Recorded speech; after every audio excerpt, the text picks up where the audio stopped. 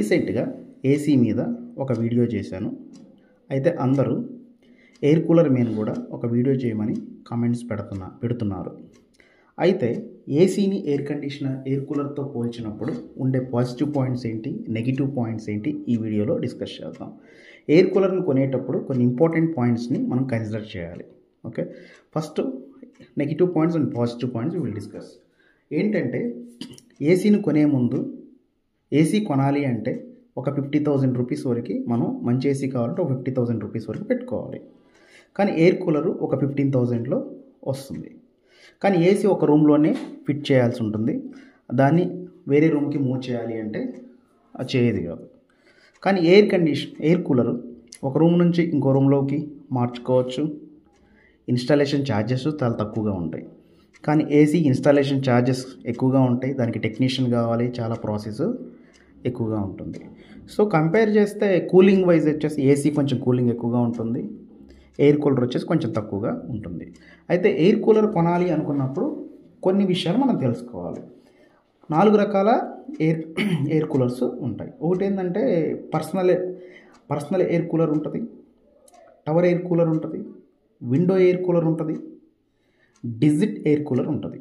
అయితే ఎవరికి personal air cooler కావాలి, టవర్ ఎయిర్ కూలర్ కావాలి, విండో కావాలి, డిజిట్ కావాలి అనేది తెలుసుకుందాం.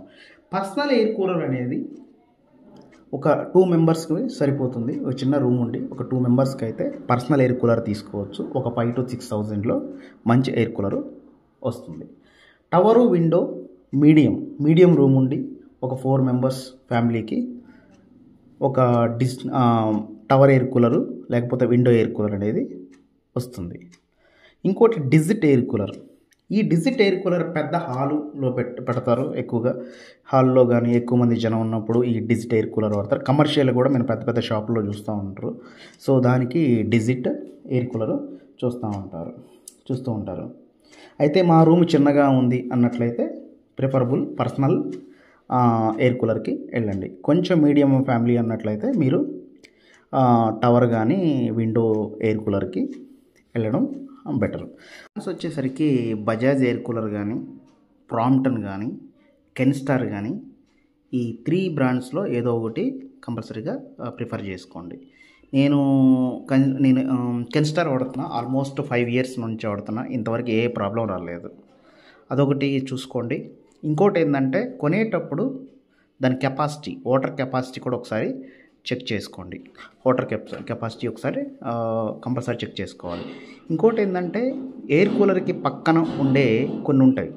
అవి ఏంటంటే ప్యాడ్స్, హనీ ప్యాడ్స్ అని ఉంటాయి, లేకపోతే వుడ్తో తయారు చేసిన ప్యాడ్స్ ఉంటాయి.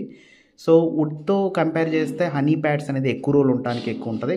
కాస్ట్ వైజ్ వచ్చేసి కొంచెం ఎక్కువ రేట్ ఉంటుంది compare to wood. So cooling కూడా త్వరగా హనీ ప్యాడ్స్ వచ్చేసి ఎక్కువ సేపు కూలింగ్ ఉండడానికి అవకాశం ఉంది. హనీ ప్యాడ్స్ ఊకనే ఆ తేమ అనేది ఊకనే ఆరిపోతుంది. సో హనీ ప్యాడ్స్ బజాజ్ కానీ కెన్స్టార్